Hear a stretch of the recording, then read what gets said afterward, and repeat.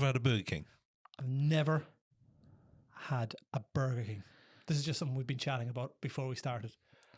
I've had KFC. I've had McDonald's. Name some more. Taco Bell. Have you had the new Taco Bell? No. Awful. Don't bother. Okay. Shh. Well, it is awful. Like, never had a burger. all falls apart, and you're just going to get a bit of a mess. Is it odd that I've never had a burger? We've just been chatting before we went out. If you're at a Starbucks or a Costa. I know Burger King's not one of the bigger chains, but that's definitely one after a night out that was in Cardiff, up by the castle, the big Burger King up there. XL bacon double cheeseburger. I've had a Supermax. See, nobody would understand who they are. I feel a sense of achievement or pride this week because I think we won't mention anything, but I noticed that some people in an organisation started to copy a bit of the stuff that we did, and it was a bit flattering that oh yeah, literally ripped off the front page of our website. Yeah, give us a call if you want the rest of the content. We'll send it over to you. Yeah, you can just you've obviously looked at our website and rip it off anyway. So, but don't worry, the website's changing. It's changing. So you can have all that content because that's old fashioned and out of date. I think in the past I would have been a bit peed off, but as somebody said before, I'm still peed off. Yeah, it's a form of flattery. But the organisation don't have that much money to do things like that themselves. They have a lot of money. It's 3 letters to the company as well. But we won't get into that more detail. But best of luck with the website. Just literally just launched their website as well, which is the worst thing. Like ours has had that on there for 4.5, 5 years. Well, they've reworded theirs, haven't they? As a result. Well, they haven't reworded the front page. It's exactly the same. No, they've reworded theirs to copy us. Oh yeah. Anyway, flattery. Yeah, flattered. You're very welcome. Annoyed. Yeah. But there we go. But anyway, they can keep it because we're changing anyway. They can have that if they want. Talking about annoyance, can I say some? And I have got some numbers. I think price in my of fuel, is it? Price of fuel, yeah. Wow. And you'll know more about this being a mortgage expert. But the amount of stuff I see on social media now about recommending, I don't know if that's too strong a word or not, people to come out of a mortgage deal that they're in at the moment to tie in a new rate. Now, you know more about this than me, and I'll throw some figures out that I worked in my head earlier, but to me, I'm not sure, one, from the terms of our financial side, if it's compliant, and two, if it's morally correct, because we don't know what the future rates are going to be, but people are telling people to fees that you paid last year, pay them again this year, set up new mortgages, pay penalties to come out based on what might happen in the future. Yeah, I'm not. Actually, I am. I don't know where they're coming from with this, because you've done the figures and it doesn't seem to work. Like I say, I can only come at it from the point these people are just trying to churn, for whatever reason, business, because I can't see why you're going to come off a rate you're in at the moment, which is probably pretty low, into quite a lot higher. And actually, we don't really know what the future holds, because what we've also got to bear in mind is rates are a little bit artificially high with lenders at the moment. And I've said this numerous times. It isn't just because the base rate is moving. Yeah. Yes, the base rate is moving and is going up, and it's going to continue going up. We're probably going to have another couple of rises this year, I would say. But don't get me started on the fact that doesn't help anything. But the rates are kind of going up, but they are artificially high at the moment because lenders are inundated with business. Yeah. So therefore, they're putting their rates higher to stop the flow or stem the flow of business, because their service standards have dropped hugely. And that's what people are not kind of taking into account. But to actually pay an early redemption charge, which could be anywhere up to 5% to come out early, to move somewhere else and pay more fees, I can't see the sense. And you know more the mortgages than me, so I didn't get. I found an average mortgage, taking into account everything in the UK, was something just shy of 138 grand. I think it was 137,934 quid or something.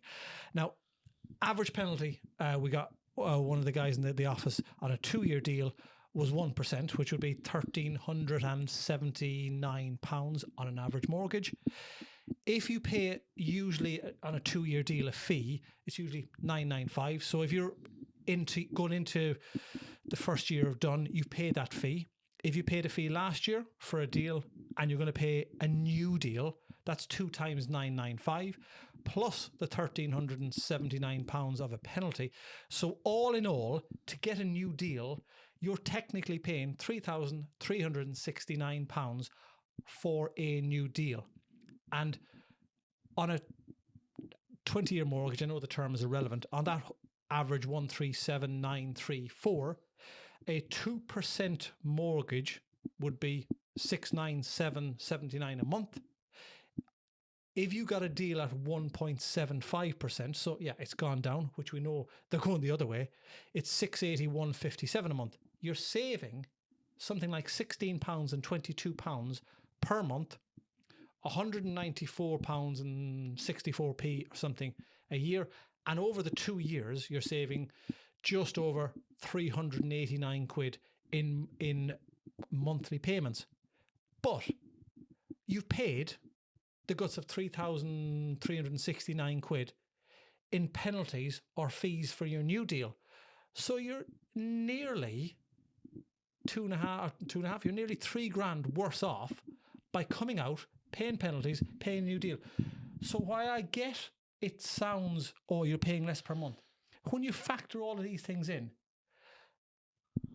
you're no better off. So why would you come out of a deal to do that? I don't know how you justify it either, because you're talking figures, they're low, but they're not going to be lower. No. And even if you calculate over a 5-year period, you're still not going to be better off. You're still going to be 2 grand odd in the hole. They must be speculating that when you come off your 2-year deal in a year's time, the rate's going to be so much more higher, which we don't know. That's like pretend you got a crystal ball. All I can think is they're trying to assume that, for example, when you come out of your 2-year deal in 12 months' time, you're going to be paying 3.5% compared to 1.5%. And their idea is if they could book a rate now of 2% or 2.5%, they're saving you that 1%. But you'd have to have a hell of a hefty mortgage for those figures to work out. Well, actually, I don't even think they would work out even if you did it that way. I'd love to know how they're justifying this. You've used a big word there. So anyone who's doing it, please stop. Please stop. Yeah, but get in touch and give us the numbers, because I'll happily eat my hat. Not like going on, but I'd happily kind of bow down to it if you can show me there's a compliant and ethical way that you can actually justify what you're doing. The main word you use there that I picked up on is speculating.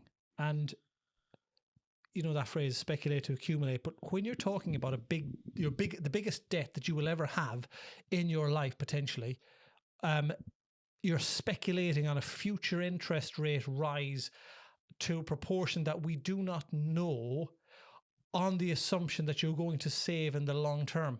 Well, you're probably only going to do a 5-odd year term anyway, so you're not going to save massively on that. And I said the numbers I used were going down, not going up.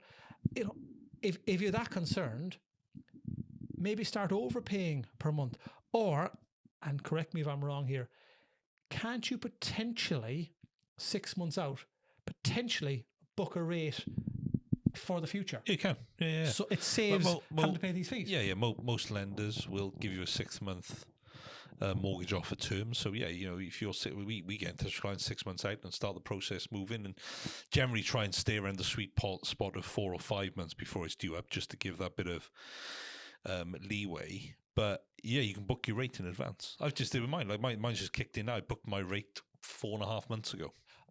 I suppose you caveat all of this with the idea that if mortgage lender X are giving you a 10-year deal at 0.44% or something stupid, which we know isn't out there, but just as an example, then by all means jump on board and work the figures out. But I think you need to go back down the line and work out that you're even if your interest rates per month, you're saving X amount of money, even the 16 odd quid or 16.22 we talked about, it's not worth coming out of that deal for the thousands of pounds in penalties that you would pay. No, it's not. It's I just can't get my head around where they're coming from with it. Like I say, there's not going to be a compliant way of doing it. Whichever way you kind of cut it. So I don't know. I'd love someone to actually show me how they're actually doing it. That's a job for another episode. I didn't realize I looked like a lumberjack in this shirt today. Yeah, I don't think they're going to see this because the video cut out partway through. Oh, did it? Ah, so I thought it was the just the battery pack over there. Not the video. That's plugged in. Ah, that's a shame. So the video went. Well, they still have seen me at the beginning of it in. Dress a lumberjack. Yeah. But no, I'm. It's the two big takeaways of the last week or so have been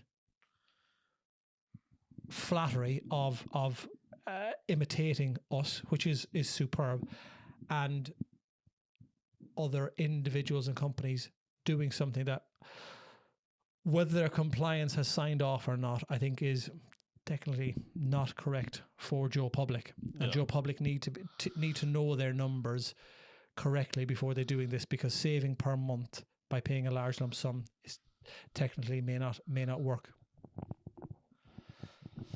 Yep, exactly.